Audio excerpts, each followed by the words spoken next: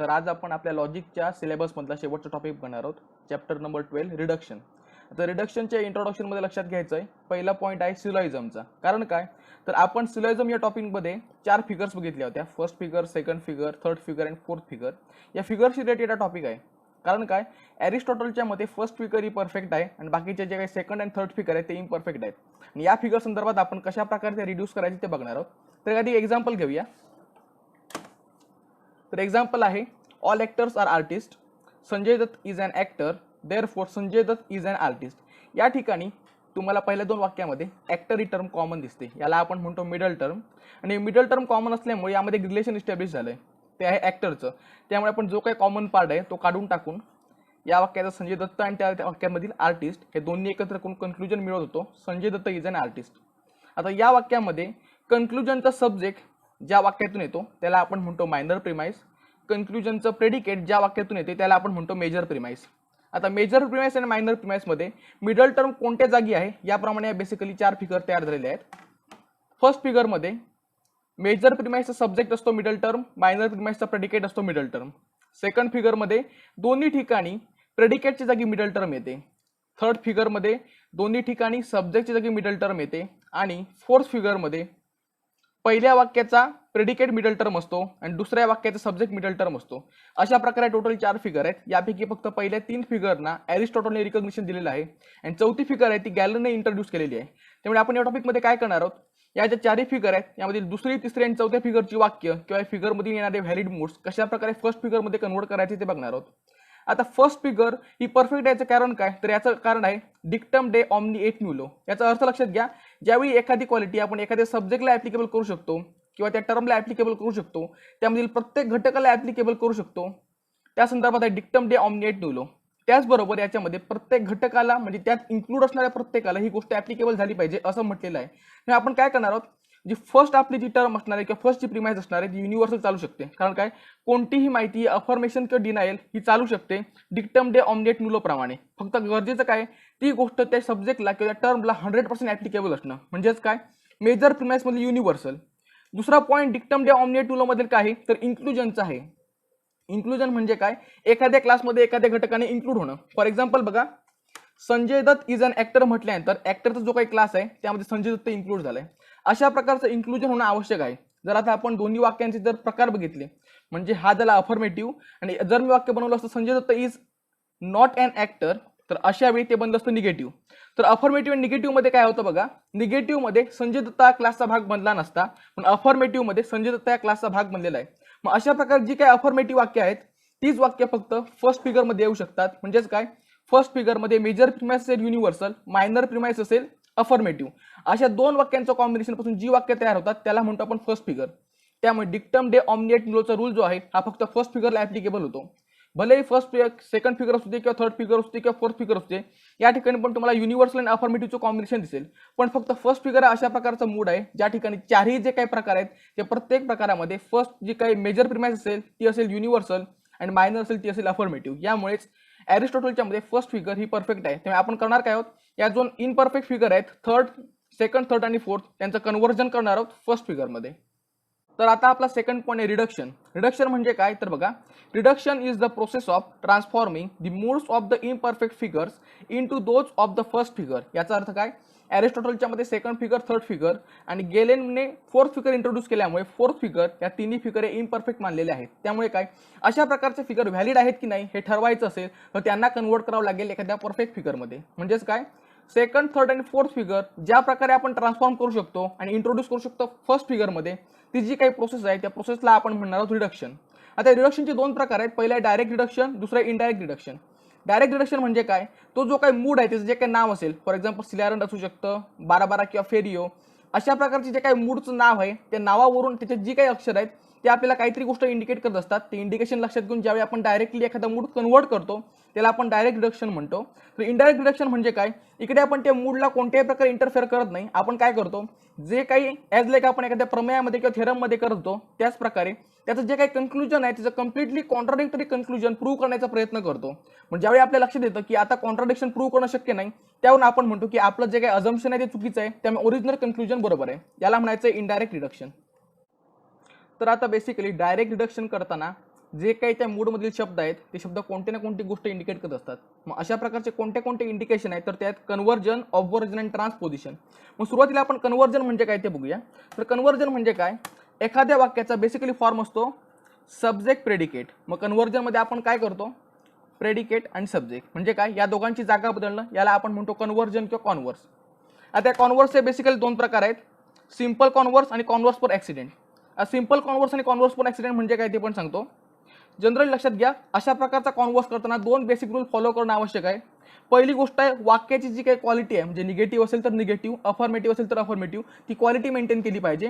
आणि दुसरं आहे, वाक्यामध्ये एखादी टर्म त्याच वेळी डिस्ट्रीब्यूट करू शकतो ज्यावेळी ती ओरिजिनल डिस्ट्रीब्यूट झालेली आहे. म्हणजे बघा, जर आपण ई प्रपोजिशन बघितलं तर तिकडे सब्जेक्ट प्रेडिकेट दोघांचे डिस्ट्रीब्युशन होतं, त्यामुळे काय, दोघांची जागा बदलल्या तरी सुद्धा डिस्ट्रीब्युशनवर कोणत्याही प्रकारचा परिणाम होत नाही. पण ॲज कम्पेअर टू जर आपण ए प्रपोजिशन बघितलं तर त्या ठिकाणी असिबुनफच्या रूल प्रमाणे फक्त सब्जेक्ट डिस्ट्रीब्यूट होतो, प्रेडिकेट होत नाही. पण जर आपण जागा बदलली तर काय होणार आहे, प्रेडिकेट पण डिस्ट्रीब्यूट होईल, जी आपली फॉलसी ठरेल. मग ज्यावेळी अशा प्रकारचं वाक्य असतं ज्या ठिकाणी सब्जेक्ट प्रेडिकेट दोघांचे डिस्ट्रीब्युशन होतं, त्यामुळे जागा बदलून कोणताही फरक पडत नाही, त्याला म्हणणार आपण सिंपल कॉन्व्हर्स. एक्झाम्पल बघा, E proposition no S is P असेल, दोघांचे डिस्ट्रीब्युशन होत असल्यामुळे आपण यांच्या जागा बदलल्या, कोणताही फरक झाला नाही, त्यामुळे झालंय काय, याचा कॉन्व्हर्स झाला no P is S, simple converse. Similarly बघा, आय प्रपोजिशन मध्ये असिबिनोफच्या रूल प्रमाणे नो डिस्ट्रीब्युशन म्हटलेलं आहे, त्यामुळे काय, यांच्या जागा बदलल्या तरी ओरिजिनल डिस्ट्रीब्युशन होत नसल्यामुळे जागा बदलून सुद्धा कोणत्याही टर्मचं डिस्ट्रीब्युशन होणार नाही व कोणतीही पॉलिसी होणार नाही. म्हणून वाक्य बघा, जर वाक्य असेल सम एस इज पी, त्यांची एस आणि पी ची जागा बदलूया, सम पी इज एस, तरी पण वाक्य आय प्रपोजिशन राहील. तर आता राहिला प्रश्न कॉन्व्हर्स पर ऍक्सिडेंटचा. आता इकडे बघा, युनिव्हर्सल अफर्मेटिव्ह मध्ये ऑल एस इज पी मध्ये फक्त सब्जेक्ट डिस्ट्रीब्युशन होतं, त्यामुळे यांची जर जागा बदलली आणि जर पी आणि एस केलं तर काय होईल, प्रेडिकेटचं डिस्ट्रीब्युशन होईल. मग अशा ठिकाणी काय करू शकतो, तर बेसिकली बघा, कन्व्हर्जनचा रूल काय म्हणतोय, एखादी टर्म ओरिजिनल डिस्ट्रीब्यूट झाली नसेल तर डिस्ट्रीब्यूट करू नका. पण तो असं म्हणत नाही की एखादी टर्म डिस्ट्रीब्यूट झाली असेल तर तिचं डिस्ट्रीब्युशन झालंच पाहिजे. म्हणून आपण काय करू शकतो, हे वाक्य अफर्मेटिव्ह असल्यामुळे आपण एखादा अफर्मेटिव्ह ऑप्शन शोधायचा ज्या ठिकाणी कोणाचं डिस्ट्रीब्युशन होत नाही. त्यामुळे होणार काय, प्रेडिकेट जरी सब्जेक्टच्या जागी आला तरी कोणत्याही प्रकारची पॉलिसी होत नाही. त्यामुळेच ज्यावेळी वाक्य असेल युनिव्हर्सल अफर्मेटिव्ह, त्यावेळी ऑल एस इज पी चा कॉन्व्हर्स होईल सम पी इज एस. याचं कारण काय, प्रेडिकेटचं डिस्ट्रीब्युशन आपण थांबवतोय आणि याला म्हणणार आहोत आपण कॉन्व्हर्स पर ऍक्सिडेंट. आता ओ प्रपोजिशनच्या बाबतीत अशा प्रकारचा कॉन्व्हर्स होत नाही. याचं कारण काय, एखादी युनिव्हर्सल वाक्यावरून तुम्ही पर्टिक्युलर वाक्य ॲज अ कन्क्लुजन काढू शकता, पण पर्टिक्युलर वाक्यावरून युनिव्हर्सल वाक्य कन्क्लुजन म्हणून काढू शकत नाही. तरीही जर काय याचा कॉन्व्हर्स करायचा आला तर तो बनू शकतो some P is not S. आता रिडक्शन मध्ये काय वेळा करावा लागू शकतो, पण बेसिकली कन्व्हर्जनच्या रूल प्रमाणे ओ चा कॉन्व्हर्स होत नाही. नंतर या ऑब्व्हर्जन म्हणजे बेसिकली काय, जे काही वाक्य असेल त्या वाक्याची क्वालिटी चेंज करायची. म्हणजे काय, एखादं वाक्य जर निगेटिव्ह असेल तर अफर्मेटिव्ह बनेल, अफर्मेटिव्ह असेल तर निगेटिव्ह बनेल. त्याचबरोबर अजून एक गोष्ट करायची, जो काही प्रेडिकेट आहे त्याला कॉन्ट्राडिक्ट करायचा. आता कॉन्ट्राडिक्ट करायचं म्हणजे काय करायचं, तर प्रेडिकेटच्या नंतर ऍड करायचा आहे NON म्हणजे नॉन. म्हणजे बघा, जर एखादं वाक्य असेल युनिव्हर्सल अफर्मेटिव्ह, त्याचे अपोजिट काय होईल, तर ते होईल शकतं युनिव्हर्सल निगेटिव्ह. म्हणजे वाक्य असेल ऑल एस इज पी तर ते म्हणेल नो एस इज पी, कारण ऑल एस इज पी आणि नो एस इज पी मध्ये फक्त नोचा फरक आहे, जो याच्यामध्ये निगेशनचं काम करतोय. प्लस लक्षात घ्या, तुम्हाला याचं प्रेडिकेट कॉन्ट्राडिक्ट करायचं आहे, म्हणजेच काय करायचंय, तर प्रेडिकेटच्या सुरुवातीला नॉन हा शब्द ऍड करायचा आहे. त्यामुळे ऑल एस इज पीचा ऑब्व्हर्जन म्हणेल no S is non P. Similarly बघा, जर एखादं वाक्य असेल युनिव्हर्सल निगेटिव्ह तर याचे अपोजिट काय असेल, तर ते असेल युनिव्हर्सल अफर्मेटिव्ह. दोघात फरक आहे ऑल आणि नोचा, म्हणजे नो काढून टाकून ऑल ऍड करायचा आणि प्लस प्रेडिकेटमध्ये नॉन ऍड करायचा, म्हणजे ऑब्व्हर्जन होईल. जर वाक्य असेल नो एस इज पी तर त्याचा ऑब्व्हर्स बनेल all S is non P. आता या पर्टिक्युलरकडे, पर्टिक्युलरमध्ये पण तेच करायचे, दोन्ही फॉर्म कम्पेअर करायचे. एखादा वाक्य जर पर्टिक्युलर अफर्मेटिव्ह असेल तर त्याचा ऑब्व्हर्जन बनतो पर्टिक्युलर निगेटिव्ह. मग दोघांमध्ये फरक आहे नॉटचा. त्यामुळे ज्यावेळी आय प्रपोजिशन असेल त्याचा ऑब्व्हर्स करायचं असेल त्यावेळी वाक्यात नॉट नॉन ऍड करायचं आहे. नॉट का आहे तर वाक्याची क्वालिटी चेंज करण्यासाठी, आणि नॉन का आहे तर प्रेडिकेट कॉन्ट्राडिक्ट करण्यासाठी. पण जर विषय आला असेल सम एस इज नॉट पी म्हणजे ओ प्रपोजिशनचा, या ठिकाणी आपल्याला नॉट काढून टाकावं लागेल, कारण काय, क्वालिटी चेंज करायची आहे. आय प्रपोजिशन आणि ओ प्रपोजिशन मध्ये फक्त नॉटचा फरक आहे, तो नॉट काढून टाकायचा आणि प्रेडिकेटच्या सुरुवातीला फक्त नॉन ऍड करायचा आहे, म्हणजे कॉन्ट्राडिक्शन होईल. इन शॉर्ट, ऑब्व्हर्जन मध्ये वाक्य युनिव्हर्सल असेल तर युनिव्हर्सलच राहतं, पर्टिक्युलर असेल तर पर्टिक्युलर राहतं. फक्त काय, त्या वाक्याची क्वालिटी चेंज करायची, म्हणजे अफर्मेटिव्हचं निगेटिव्ह, निगेटिव्हचं अफर्मेटिव्ह आणि प्रेडिकेटच्या सुरुवातीला नॉन ऍड करायचं आहे. नेक्स्ट पार्ट आहे ट्रान्सपोजिशन ऑफ प्रिमाइसेस.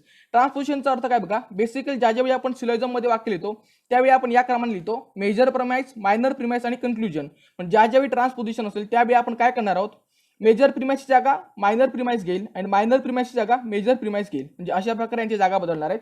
कन्क्लुजनची जागा कधीही बदलत नाही, त्यामुळे ट्रान्सपोजिशनमध्ये फक्त सुरुवातीला मायनर प्रिमाइस लिहावी लागेल, नंतर मेजर प्रिमाइस लिहावी लागेल. नेक्स्ट पॉईंट आहे रूल्स ऑफ डायरेक्ट रिडक्शन. म्हणजे काय, प्रत्येक जो काही मूड असतो त्याच्यामध्ये जी काही अक्षरे असतात त्या अक्षरांचा अर्थ काय. ज्या ज्या मूडमध्ये एस अक्षर असेल त्या त्यावेळी आपण असणार आहे ते सिंपल कन्व्हर्जन, पी असेल त्यावेळी असेल कॉन्व्हर्स पर ऍक्सिडेंट, एम असेल त्यावेळी ट्रान्सपोजिशन, के एसचा अर्थ काय, सुरुवातीला तुम्ही ऑब्व्हर्स करा आणि नंतर त्याच वाक्याचा जे ऑब्व्हर्टेड वाक्य आहे त्याचं तुम्हाला कॉन्व्हर्स करावं लागेल, आणि फक्त के असेल तर त्याचा अर्थ आहे ऑब्व्हर्जन. आता सगळ्या रूलला काही एक्सेप्शन आहेत, ते आहे moods which cannot be reduce directly. यामध्ये बारोको आणि बोकार्डोचा समावेश होतो. हे दोन्ही मूड अशा प्रकारचे आहेत जिकडे तुम्हाला या जे लिस्टेड शब्द आहेत किंवा अक्षर आहेत त्यावेळी कोणतेही अक्षर मिळत नाही. त्यामुळे लॉजिशियनचं असं मत होतं की बारोको आणि बोकार्डो कधीही तुम्ही डायरेक्टली रिड्यूस करू शकत नाहीत. हावेवर काही लॉजिशियननी काही उपाय शोधले जेणेकरून बारोको आणि बोकार्डोचे आपण नाव चेंज करणार, जेणेकरून आपण त्याचं रिडक्शन पण करू शकू. बारोको मूड बनेल फाक्सोको आणि बोकार्डो मूड बनेल डोक्स्का मोस्क. त्यानंतर आता बघा, या व्यतिरिक्त अजून एक प्रश्न समोर येतो, तो म्हणजे काय, second figure, third figure, fourth figure मधील मूड असेल तो आपण कन्वर्ट करूया, पण तो कोणत्या मूडमध्ये करायचा. याचं उत्तर त्या मूडच्या सुरुवातीच्या अक्षरावर आहे. समजा एखादा मूड जर बी ने सुरू होणारा असेल तर त्याचं कन्वर्जन होईल बारबारामध्ये, सी ने सुरू होणारा असेल तर तो बनेल सिलॅरंट, डी ने असेल तर दारी आणि एफ ने असेल तर फेरियो. हावेवर फक्त बारोको आणि बोकार्डो असे मूड आहेत ज्यांचं कन्वर्जन करण्यापूर्वी किंवा रिडक्शन करण्यापूर्वी तुम्हाला त्यांची नावं बदलावी लागतील आणि त्यांच्या नावाचं पहिलं अक्षर ज्या गोष्टीला रिसेंबल होतंय. उदाहरणार्थ बघा, फाक्सोको असेल तर फेरियो बनेल आणि डोक्सा मोस्क असेल तर त्याचं बनेल दारी. एवढी एक गोष्ट लक्षात ठेवली पाहिजे. आता आपण एक्झाम्पल बघूया. तर पहिला फिगर सेट 2 मधील मूड आहे केमिस्ट्रेस. या मूडमध्ये आपण पहिल्यांदा काय करायचं, वॉवेल्स फाइंड आउट करायचे. ते आहेत ए, ई आणि ई. मग त्या क्रमाने ते वाक्य लिहून घ्या, ए, ई, ई. त्यानंतर करायचंय काय, कोणती फिगर आहे ती फाइंड आउट करायची. याआधी तुम्हाला मूडचं नाव मात्र लक्षात ठेवावं लागेल. सेकंड फिगर असल्यामुळे या ठिकाणी आपल्याला मिडल टर्म दोन्ही ठिकाणी प्रेडिकेटची लिहावी लागेल. हे वाक्य बनेल all P is M, no S is M आणि कंक्लुजन बनेल नो एस इज पी. आता लक्षात ठेवा, इकडे जे पी आणि एस आहेत, एक कंक्लुजनचा सब्जेक्ट कोणता, कंक्लुजनचा प्रेडिकेट कोणता यासाठी आहेत. हे याचा या वाक्याशी कोणत्याही प्रकारे संबंध नाही. ही वाक्य अरेंज करून घेतल्यानंतर त्यानंतरच्या अक्षरांचा अर्थ बघायचा. समजा ए नंतर एम आला असेल, याचा अर्थ काय, तर याचा अर्थ आहे एम म्हणजे ट्रान्सपोजिशन. म्हणजे करायचंय काय, जी काही मेजर प्रिमाइस असेल ती बनेल मायनर प्रिमाइस, मायनर प्रिमाइस ती असेल मेजर प्रिमाइस. पहिलं काम झालं, दोघांची जागा बदलून घेतल्या.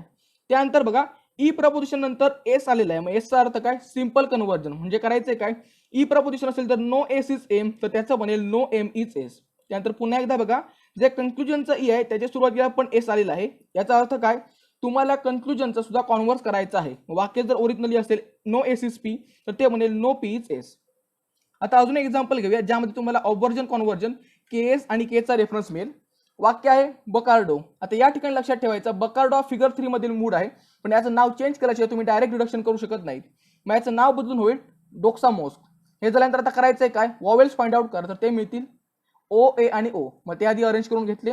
त्यानंतर वाक्य लिहिताना आपण बघायचंय फिगर 3 मध्ये मिडल टर्म कुठे असते, तर फिगर 3 मध्ये मिडल टर्म ही सब्जेक्टच्या जागी येते. म्हणून वाक्य लिहिलं some S is not B, all M is S and some S is not P. यानंतर करायचंय काय, एकेका वाक्याच्या नंतरचे वॉवेल्स नंतरचे शब्द शोधा. तर तुम्हाला दिसेल ओ नंतर के आणि एस आलेला आहे. मग के आणि एसचा अर्थ काय, पहिल्यांदा ऑब्वर्स करा आणि नंतर त्याचा कॉन्व्हर्स करा. म्हणजे काय होईल बघा, सम एम इज नॉट पी असेल त्या सुरुवातीला ऑब्वर्स करावा लागेल. आता सम आणि नॉट असेल त्याचा ऑब्वर्स बनेल सम आणि अफर्मेटिव्ह. म्हणजेच काय, some S some M is non P. एक काम झालं. त्यानंतर पुढे काय म्हटलंय, तर त्याचा कॉन्व्हर्स करा. आता सम एम इज नॉन पीचं कॉन्व्हर्स काय होईल, तर फक्त जागा बदलायची आहेत. मग जागा बदलताना बनेल some non P is M. आता लक्षात घ्या, इकडे ओ प्रपोजिशन होतं, इकडे आय प्रपोजिशन झालं. याचं कारण काय, तर कोणत्याही गोष्टीचा ऑब्वर्स करताना अपोजिट क्वालिटीमध्ये आपल्याला कन्वर्ट करावं लागतं. म्हणजे पर्टिक्युलर निगेटिव्हची अपोजिट क्वालिटी मिळेल पर्टिक्युलर अफर्मेटिव्ह. आता यांची जागा का बदलल्या हा तुम्हाला प्रश्न पडला असेल, तर पुढे बघा, पुढे ए ओवेल नंतर तुम्हाला एम हे अक्षर मिळतं ज्याचा अर्थ आहे ट्रान्सपोजिशन. त्यामुळे आपण केलंय काय, जी काही मेजर प्रिमाइस होती ती बनली मायनर प्रिमाइस आणि जी काही मायनर प्रिमाइस होती ती बनली मेजर प्रिमाइस. हे झाल्यानंतर शेवटचा कन्क्लुजनचा जो ओ आहे त्याच्यानंतर तुम्हाला एस आणि के मिळेल. याचा अर्थ लक्षात घ्या, ते जे काही वाक्य आहे ते तुम्हाला सुरुवातीला कॉन्व्हर्स करावं लागेल आणि नंतर ऑब्वर्जन करायचंय. मग कॉन्व्हर्स बघा, some S is not P याचा कॉन्व्हर्स बनू शकतो some non P is S. जागा बदलली. त्यानंतर पुढे आपल्याला काय करायचंय, तर त्याचा आपल्याला ऑब्वर्स करायचंय. ऑब्वर्स करण्याचा अर्थ लक्षात घ्या, वाक्याची क्वालिटी चेंज करणं. Some not P is S, याच्यामध्ये नॉट मिळतो, मग नॉट काढून टाकल्याने फक्त नॉन ऍड केला की आपल्याला त्याचा ऑब्वर्स मिळेल, म्हणजे वाक्य बनेल some non P is S. याचमुळे इकडे सुद्धा ओ प्रपोजिशनचा आय प्रपोजिशन झालंय. याचं कारण काय, वाक्याची क्वालिटी चेंज झालेली आहे. ही झाली 2 बेसिक एक्झाम्पल. या व्यतिरिक्त बरेच मूड आहेत, पण सगळे मूड जर कव्हर करायचं म्हटलं तर व्हिडिओचं ड्युरेशन वाढेल, त्यामुळे फक्त 2 मूड दाखवतोय. इतर मूड स्टडी मटेरियलमध्ये आम्ही इन्क्लूड केलेले आहेत. तर आता आपण नेक्स्ट मेथड बघणार आहोत. आपला नेक्स्ट पॉईंट आहे इनडायरेक्ट डिडक्शन. इनडायरेक्ट डिडक्शन मध्ये आपण काय करतो, डायरेक्टली त्या मूडमध्ये कोणत्याही प्रकारे चेंज न करता फक्त कन्क्लुजन घ्यायचं, त्या कन्क्लुजनच्या कम्प्लिटली कॉन्ट्राडिक्टरी कन्क्लुजन तयार करायचं, ते प्रूव्ह करण्याचा प्रयत्न करायचा. आणि जर प्रूव्ह करणं शक्य झालं नाही तर याचा अर्थ ओरिजिनल वाक्य बरोबर आहे. आता कॉन्ट्राडिक्टरी कशी शोधायची, तर याचं रिलेशन आहे अपोजिशन ऑफ प्रपोजिशन. हा आपल्याला मागच्या सेममध्ये एक टॉपिक होता. या ठिकाणी आपण एक अपोजिशन ऑफ प्रपोजिशनचा एक चार्ट तयार केला होता. यामध्ये सब अल्टर्न आहेत, कॉन्ट्रारी आहेत, कॉन्ट्राडिक्टरी आहेत, सब अल्टर्न आहेत आणि सब कॉन्ट्रारीज पण आहेत. पण आपण इकडे फक्त फोकस करणार आहोत कॉन्ट्राडिक्टरीवर. ओ प्रपोजिशनचा कॉन्ट्राडिक्टरी असेल ए प्रपोजिशन, आय प्रपोजिशनचा कॉन्ट्राडिक्टरी असेल ई प्रपोजिशन. सिमिलरली ई प्रपोजिशनचा कॉन्ट्राडिक्टरी बनेल आय प्रपोजिशन आणि ए प्रपोजिशनचा कॉन्ट्राडिक्टरी बनेल ओ प्रपोजिशन. म्हणजे बेसिकली करायचं काय बघा, जर एखादं वाक्य आलं O proposition some S is not P, तर अशा प्रकारच्या वाक्याचा कॉन्ट्राडिक्टरी करताना आपण बनवणार आहोत ऑल एस इज पी. म्हणजे काय, ए मध्ये आणि ओ मध्ये डिफरन्स काय, समचा आणि नॉटचा, ते दोन काढून टाकून ऑल ऍड करायचा. सिमिलरली जर एखाद्या वाक्याला आय प्रपोजिशन कॉन्ट्राडिक्टरी करायचे तर आपण बनवणार आहोत ई प्रपोजिशन. मग दोन्ही फॉर्म कम्पेअर करा, तुम्हाला डिफरन्स मिळेल सम आणि नोचा, फक्त सम काढून टाकून नो ऍड करायचा. अशाच प्रकारे लक्षात ठेवा, कोणतेही वाक्य असू दे हे फॉर्म तुम्ही फॉलो करून त्याचा कॉन्ट्राडिक्टरी तयार करायचा आणि ते कन्क्लुजन प्रूव्ह करायचा प्रयत्न करायचा आहे. एक एक्झाम्पल बघा, इनडायरेक्ट डिडक्शन, मूडचं नाव आहे फेस आपो. आता या मूडमध्ये आपण काय करणार आहोत, पहिल्यांदा वॉवेल्सकडे लक्ष द्या, ई ए आणि ओ. मग ते एका क्रमाने लिहून घेतले.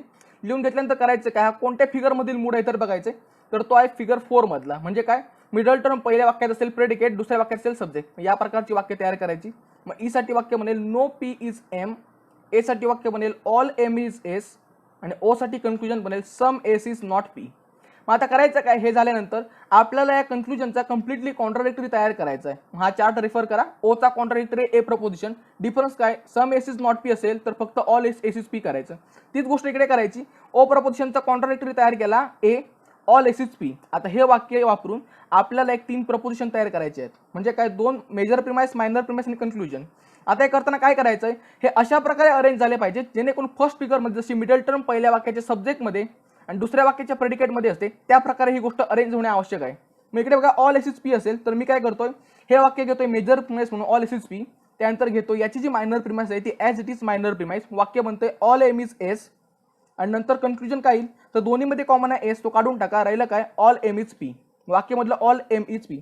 आता या ठिकाणी तुम्ही मेजर प्रिमाइस का मायनर प्रिमाइस काही घेऊ शकता, फक्त एक गोष्ट लक्षात ठेवा, मिडल टर्म या अशा प्रकारे आल्या पाहिजेत.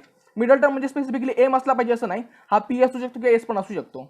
मग आता इकडे येऊया, 2 वाक्य कम्पेअर करून बघा. ऑल एस इज पी आहे आणि सेकंड आहे all M is S. S काढून टाकल्यानंतर राहिलं काय एम आणि पी. कन्क्लुजन म्हणलं ऑल एम इज पी. आता करायचंय काय, हे कन्क्लुजन बघा आणि याची मेजर प्रिमाइस बघा. तुम्हाला लक्षात येईल की याची major premise original major premise सांगत होती कोणत्याही प्रकारे प्रेडिकेट ही मिडल टर्म बनू शकत नाही. आणि इकडे म्हणतोय की मिडल टर्म, सगळ्या मिडल टर्म हे प्रेडिकेट आहेत. म्हणजे काय, कॉन्ट्राडिक्शन तयार झालंय. त्यावरून कोणती गोष्ट लक्षात येते की हे कन्क्लुजन चुकीचं आहे. पण हे आहे 4th फिगर मधील वाक्य आणि हे आहे 1st फिगर मधील वाक्य.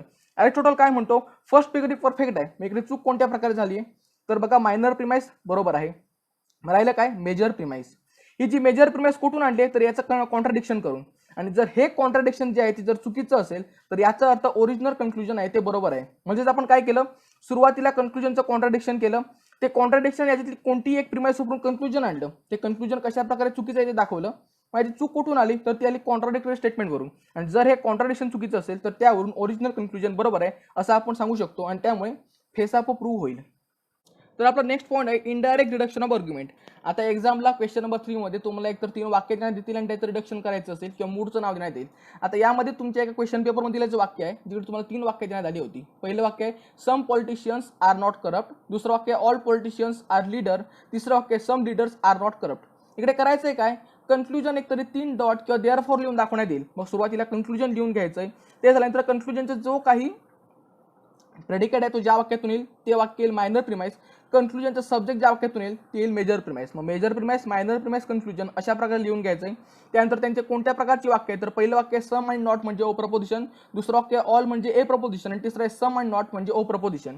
हे झाल्यानंतर आपण काय करणार आहोत, जी गोष्ट आपण मगाशी केली होती मूडच्या बाबतीत तीच गोष्ट इकडे करायची.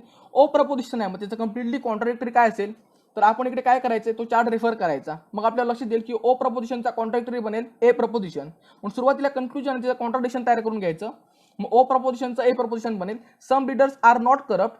आता यामध्ये सम आणि नॉट काढून टाकायचे आणि टाकायचं आहे फक्त ऑल लीडर्स आर करप्ट. एक स्टेप कंप्लीट झाली. ते झाल्यानंतर करायचं काय, ही एक प्रिमाइस मिळाली. आता ही एक प्रिमाइस प्लस यापैकी कोणती एक प्रिमाइस घ्यायची आणि कन्क्लुजन काढायचं. आता मी काय करतोय, middle term predicate subject middle term या फॉर्ममध्येच ती येणं आवश्यक आहे. मग सुरुवातीला मी घेतोय ऑल लीडर्स आर करप्ट. हे झाल्यानंतर मी घेतोय याची minor premise all politicians are leaders. नंतर कन्क्लुजन काढताना मिडल टर्म काढून टाकली, राहिलं काय ऑल पॉलिटिशियन्स आर करप्ट. आता एक कन्क्लुजन का याच्या प्रिमाइसेस कम्पेअर करा, तुमची एक गोष्ट लक्षात येईल. याचं मेजर प्रिमाइस सांगत होतं सम पॉलिटिशियन्स आर नॉट करप्ट, पण एकीकडे सांगते की ऑल पॉलिटिशियन्स आर करप्ट. मग कॉन्ट्राडिक्शन आहे, याचा अर्थ एक कन्क्लुजन चुकीचं आहे. पण हे जे वाक्य आहे ते थर्ड फिगर मधलं आणि हे जे काय आपण तयार केलं ते फर्स्ट फिगर मधलं. अरिस्टॉटल म्हणतोय फर्स्ट फिगर ही परफेक्ट आहे, इतर जे ते इम्परफेक्ट आहेत. मग कन्क्लुजन का चुकलं, तर याचं कारण आहे मेजर प्रिमाइस. ही जी मेजर प्रिमाइस आहे ती आपण कॉन्ट्राडिक्शन तयार केलं होतं कन्क्लुजनचं, आणि जर हे कॉन्ट्राडिक्शन चुकीचं असेल तर याचा अर्थ हे जे काही ओरिजिनल वाक्य आहे ते बरोबर आहे.